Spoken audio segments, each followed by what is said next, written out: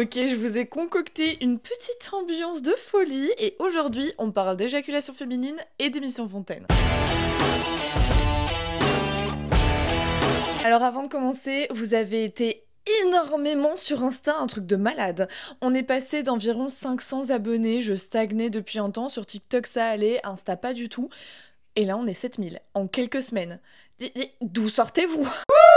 Et du coup, ça m'a permis de vous poser beaucoup de questions, d'interagir énormément avec vous. Vous avez été plein à me faire des DM.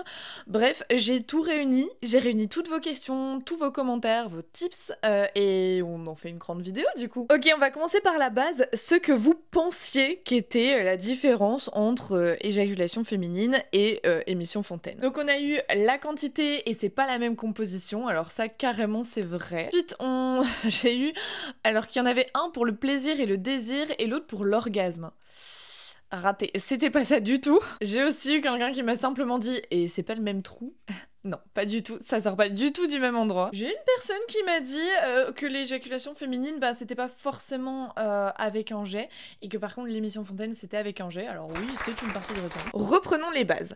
L'éjaculation féminine, ça vient des glandes de Skene. Ces glandes, elles sont autour de ton urètre. Tu n'en possèdes pas forcément si tu as une guimauve, donc toutes les personnes à guimauve ne peuvent pas avoir d'éjaculation féminine. Et ça fait fantasmer beaucoup de personnes, surtout les personnes à carambar, alors qu'en vrai, on le remarque parfois même pas, tellement c'est petit comparé à une éjaculation masculine. Parce que tes glandes de Skene, c'est ce qui s'apparente le plus à une prostate. Ce n'est pas une prostate, mais ça s'y apparente très fort, sauf que c'est genre 15 fois plus petit. Non, en vrai, j'ai pas les chiffres, mais c'est beaucoup plus petit qu'une prostate masculine, et donc là où eux vont avoir énormément de fluide, bah l'éjaculation féminine, quasi pas. Ça peut carrément se perdre dans les fluides de cyprine, et donc on ne le voit même pas, même toi, tu n'es pas au courant que tu l'as eu, parce que comparé à celles qui sont masculines, toi, tu ne le ressens pas quand ça sort, en tout cas pas forcément. Donc bon, un fantasme à la poubelle, et next. Mais alors l'émission Fontaine, c'est l'éjaculation féminine en plus gros, c'est ça? Eh ben non, pas du tout. L'émission Fontaine, c'est complètement différent. Ça va sortir de ta vessie, première chose. Deuxième chose, non, ce n'est pas de l'urine, c'est ta vessie qui va se remplir suite à l'excitation. Alors ok, c'est peut-être un peu de l'urine, parce que si ta vessie était déjà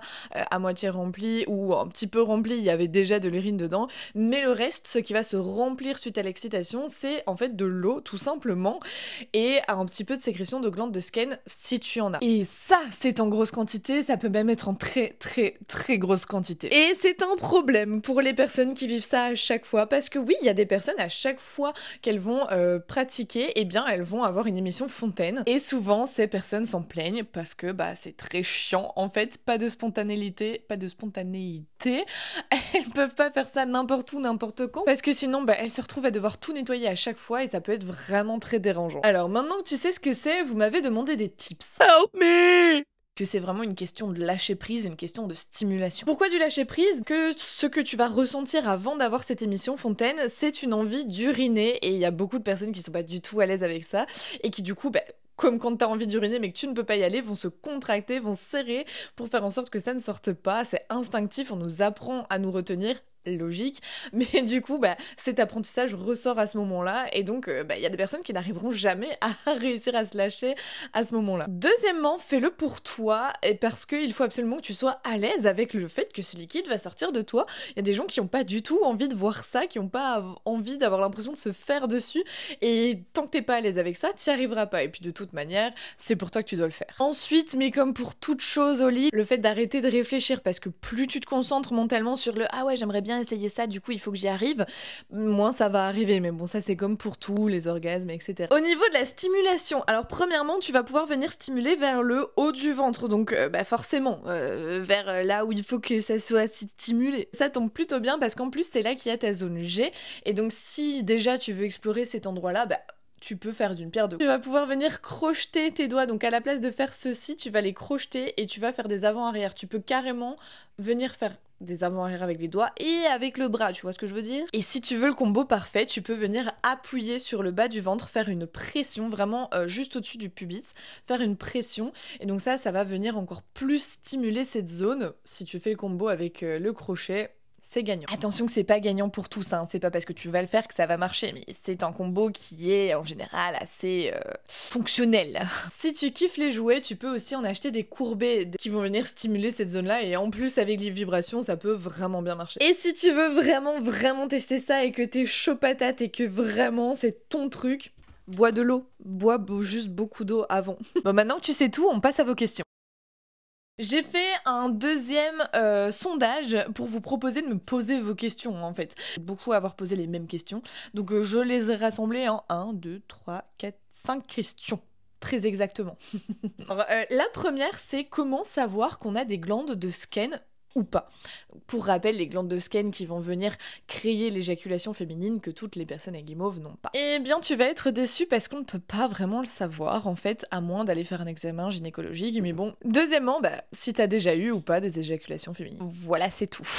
Il y a peut-être d'autres moyens, mais je les connais pas. Franchement, à ma connaissance, voilà, c'est tout. Donc, sois attentif à toi-même. Quand tu es seul avec toi, regarde un peu ce qui sort de toi, en fait. N'hésite pas à jeter un œil à la fin, voir si tu vois quelque chose qui est peut-être plus crémeux que d'habitude, plus blanc que d'habitude, plus ça a vraiment une consistance j'allais dire flasqueuse, mais ça se dit pas. Compris ce que je voulais dire. En gros, si tu as déjà vu celle d'un homme, eh bien ça y ressemble fortement, mais vraiment en très petite quantité. Et quand je dis en très petite quantité, ça peut être vraiment moins d'une cuillère à café, hein.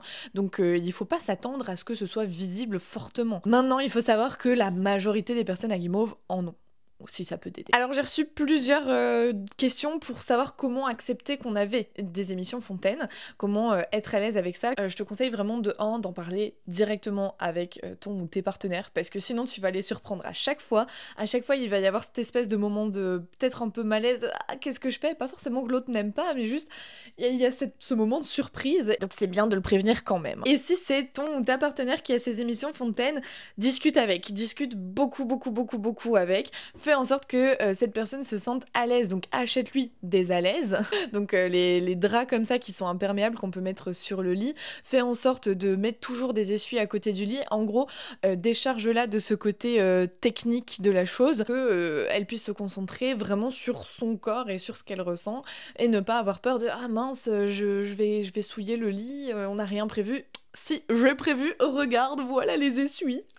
Ça peut vraiment aider la personne à se sentir plus cool là-dessus. Et puis, n'hésite pas vraiment à rassurer, à dire que c'est pas grave, que ça te pose pas problème. En tout cas, j'espère que ça ne te pose pas problème. Voilà, vraiment rassurer avant, pendant, après. Alors, au niveau des tips, il n'y en a eu que 2 qui sont revenus à plusieurs reprises. Premièrement, préparer des serviettes et des draps propres toujours disponibles. Il y a une personne qui m'a dit que dans son tiroir à côté de la table de nuit, c'était que ça, et c'était pour faire en sorte de pouvoir rechanger tout rapidement, notamment si tu te lèves à 5h du mat, vous faites vos affaires et puis après il faut aller chercher des nouveaux draps, etc. Voilà, là c'est beaucoup plus facile, tout est à côté du lit. Et pour les à l'aise, il y a plusieurs personnes qui ont demandé où en acheter. Alors dans les pharmacies, parce que ça se vend pour les personnes âgées qui ont des fuites, et donc dans les pharmacies tu devrais pouvoir en trouver. En tout cas je l'espère. En Belgique je crois que c'est le cas, je suppose qu'il y a des à l'aise en France aussi et au Québec, et après je sais pas où vous êtes les autres, j'ai retenu France et Québec. Et puis j'ai reçu 2 questions de 2 personnes ça m'a beaucoup touchée. Alors ici c'est des couples hétéros, je vais utiliser il, elle, ce sera plus simple vu que là je parle vraiment de ces personnes-là. Avant elles étaient avec des hommes pendant une longue relation.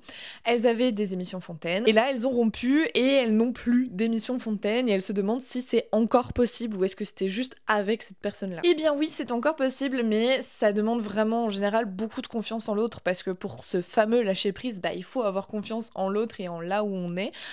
Donc moi ce que je conseille vraiment, c'est d'essayer de trouver pourquoi est-ce que ça allait à ce moment-là, pour pouvoir recréer dans le présent ce pourquoi. Donc je ne sais pas, est-ce que tu te sentais très à l'aise dans le lieu où t'étais parce que t'étais chez toi, etc. Ok, alors propose actuellement aux personnes que tu rencontres de venir chez toi. Est-ce que c'était la personne et la manière dont la personne te stimulait? Dans ce cas-là, essaie de voir de quelle manière tu étais stimulée, qu'est-ce qui te faisait arriver à ça, pour pouvoir proposer à l'autre de refaire la même chose. Et je te conseille vraiment d'essayer d'y arriver seule, comme ça tu vas vraiment te connaître, vraiment savoir ce qui te fait kiffer, et de là tu pourras conseiller aux autres quoi faire. Ok, je pense qu'on a fait le tour de l'émission Fontaine et de l'éjaculation féminine. Allez, avant de partir, si tu veux me proposer le sujet de la prochaine vidéo ou des prochaines vidéos, en gros des sujets que tu as envie d'aborder, hésite pas, que ce soit sur Insta, TikTok ou ici. Ça me plaît vraiment de préparer en collaboration avec vous directement des vidéos avec vos questions, etc. C'est vraiment un truc que je kiffe et je crois que je vais faire ça plus souvent. Je pense que les vidéos longues, je vais les préparer avec vous sur Insta à chaque fois. J'en en fais pas régulièrement de toute manière, mais je vous poserai des questions sur un thème et je vous laisserai me dire ce que vous en pensez, ce que vous croyez que c'est, ce que vous avez comme questions, comme tips, etc. Et après en faire une longue vidéo. Voilà. Ciao!